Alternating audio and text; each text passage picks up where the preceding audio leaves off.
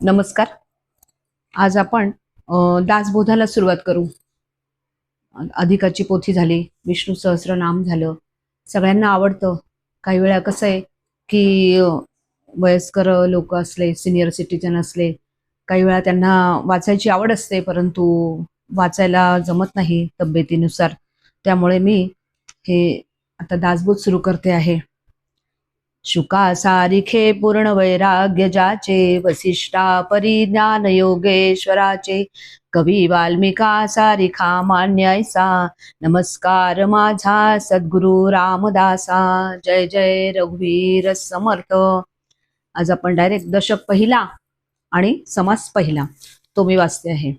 तुम्ही मन लावून ऐका. श्रोत्यांचे प्रश्न.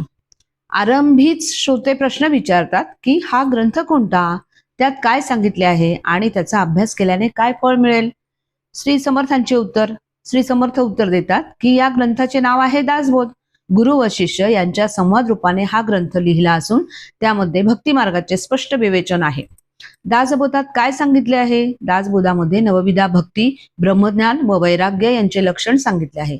ते सांगताना आत्मविद्येच्या अनेक अंगांचे विवेचन जागोजागी केलेले आढळेल. दासबोधाचे प्रधान प्रमेय भक्तीच्या मार्गाने जाणाऱ्यास ईश्वराचे दर्शन हमखास घडते, असा हा ग्रंथाचा स्पष्ट अभिप्राय आहे.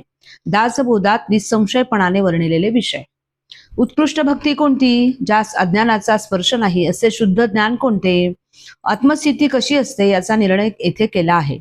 त्याचप्रमाणे शुद्ध उपदेश कसा असतो, सायुज्य मुक्ती कशाला म्हणतात, मोक्षप्राप्तीचे लक्षण काय आहे, शुद्ध आत्मस्वरूप कसे, विदेह स्थिती कोणती, अलिप्तपणा म्हणजे काय, सर्व देवांचा देव कोणता, उत्तम भक्त कोण, जीव आणि शिव यांचे स्वरूप काय, सर्वोत्तम ब्रह्म कसे, अनेक प्रकारचे मते व मतांतरे कोणती आणि खरा मी कोण, या सर्व विषयांचे स्पष्ट, स्वच्छ आणि सरळ आणि निसंशय स्वरूप दासबोधात सांगितले आहे.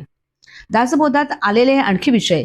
वर सांगितल्याप्रमाणे सांगितलेल्या विषयांबरोबरच उपासनेचे मुख्य लक्षण, नाना प्रकारच्या काव्यांची लक्षणे, नाना प्रकारच्या चतुर्पणाची लक्षणे, शिवाय मायेच्या उत्पत्तीचे लक्षण, पंचमहाभूतांचे लक्षणे आणि या सृष्टीचा करता कोण व त्याचे लक्षण कोणते, या सर्वांचे निसंदिग्ध वर्णन दासबोधामध्ये केलेले आहे. दासबोधात अनेक शंकांचे निवारण आहे. अनेक विकल्पांचे व भ्रमांचे म्हणजे चुकीच्या समजुतीचे निवारण येथे केले आहे. अनेक संशय छेदून टाकले आहेत. त्याचप्रमाणे अनेक आक्षेपांना व प्रश्नांना समाधानकारक उत्तर दिली आहेत. दासबोधाची रचना कशी, अशा पद्धतीने अनेक विषयांचे विवेचन दासबोधात आले आहे. ग्रंथांच्या अंतरंगामध्ये सांगितलेल्या सगळेच्या सगळेच येथे सुरुवातीला सांगणे शक्य नाही. संबंध दासबोध 20 दशकात विभागला असून प्रत्येक दशकात 10 समास आहे. प्रत्येक दशकाचा विषय त्या त्या दशकात सांगितला असल्याने सगळा दासबोध स्पष्ट करून मांडला गेलेला आहे. दासबोध लिहिण्यास घेतलेले आधार ग्रंथ. दासबोधातील विषय विवेचनास अनेक ग्रंथांचे आधार घेतले आहेत. त्यामध्ये उपनिषदे, ब्रह्मसूत्रे आणि वेद हे आधार महत्वाचे आहेत. परंतु या शास्त्र प्रचिती बरोबर प्रामुख्याने आत्मप्रचितीचाच म्हणजे स्वानुभवाचाच खरा आधार घेतला आहे. मत्सरी लोकांची टीका, अनेक प्रकारचे आधार घेऊन मांडलेला दासबोधातील विषय खोटा किंवा चुकीचा म्हणता येणार नाही. तरी त्यास खोटा व चूक म्हणणारे निघतात हे प्रत्यक्ष अनुभवाला येते. मत्सरी माणसे यास खोटा म्हणतील, पण तसे म्हणत असता सर्व थोर आधार ग्रंथांना व प्रत्यक्ष भगवंताच्या वचनांना अर्थात सगळ्या वेदांत ग्रंथांना छोटे मानावे लागेल हे त्यांच्या ध्यानात येत नाही. आधार ग्रंथांची नामावली.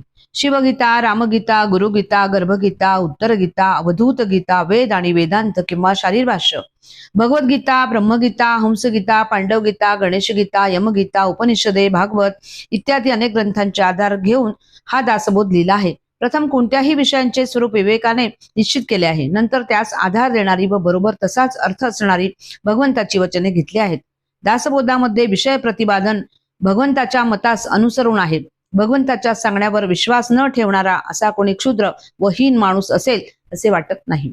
क्षुद्र टीकाकारांच्या मनोवृत्तीचे वर्णन. एखादा ग्रंथ आरंभापासून शेवटपर्यंत न वाचता जो मनुष्य त्याला उगाच नावे ठेवतो तो दुष्ट बुद्धीचा असतो. केवळ मत्सराने आपला दुराभिमान, आपली हीन वृत्ती तो प्रगट करतो.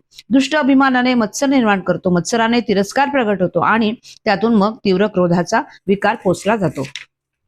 अशा रीतीने ज्याचे मन विकृत झाले आहे, ज्याच्या अंतर्यामी कामक्रोध खवळलेले असतात, तो केवळ अहंकाराने या नासक्या मनस्थितीला पोचतो असे जगात प्रत्यक्ष आढळते. कामक्रोधांनी बरवटलेला माणूस चांगला असूच शकत नाही. उदाहरणार्थ, राहू वास्तविक अमृत प्याला, तो अमर व्हायला हवा होता, पण कामक्रोधामुळे अमर होण्याऐवजी मरून मात्र गेला. हा विषय बोलणे आता पुरे. आपल्याला सोसेल झेपेल तेवढेच प्रत्येकाने दासबोधातून घ्यावे, परंतु अहंकार बाजूस सारून ते घ्यावे हे सगळ्यात उत्तम होय. या ग्रंथात काय सांगितले आहे असा श्रोत्यांनी प्रश्न केला होता. त्याचे उत्तर आतापर्यंत थोडक्यात दिले. दासबोधाच्या अभ्यासाने मिळणारे फळ. दासबोधाचा अभ्यास केला तर काय फळ मिळते ते आता सांगतो. अभ्यास करणाऱ्या माणसाचे वागणे एकदम बदलते. त्याचे सारे संशय तत्काळ समूळ नाश पावतात. ईश्वर दर्शनाचा सोपा व सुखाचा मार्ग सापडतो. परमार्थ साधण्यासाठी कठीण व कष्टदायक साधनांची जरूर राहत नाही.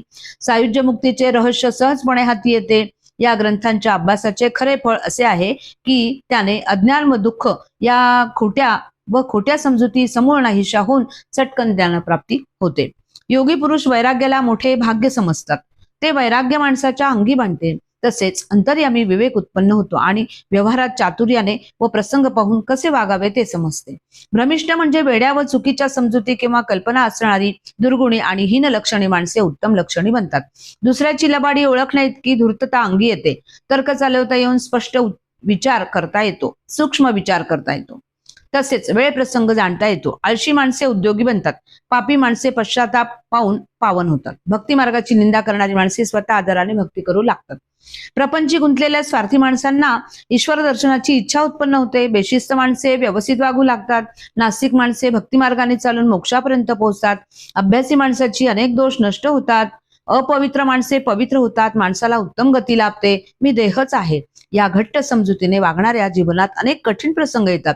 दासबोधाच्या अभ्यासाने ते सगळे टळतात. तसेच नाना प्रकारच्या संशयांनी निर्माण होणारे भ्रम नाहीसे होतात. संसारातील दुःखाचे व निराशेचे अनेक प्रसंग लोपतात. दासबोधाच्या अभ्यासाचे हे फळ आहे. ज्याने त्याने जीवाची अवनीती थांबते. माणसाच्या मनाला खरी विश्रांती व समाधान मिळते. वाचणाऱ्यांची जशी वृत्ती तशी त्याला फलप्राप्ती. वर सांगितलेले सगळे खरे आहे, परंतु अभ्यास करणाऱ्याची मनोवृत्ती जशी असेल तसे फळ त्याला मिळेल. मत्सरवृत्ती व दोष दृष्टी ठेवून ग्रंथ वाचणाऱ्याला तसेच फळ मिळेल हे सांगणे नको. समास पहिला समाप्त. जय जय रघुवीर समर्थ.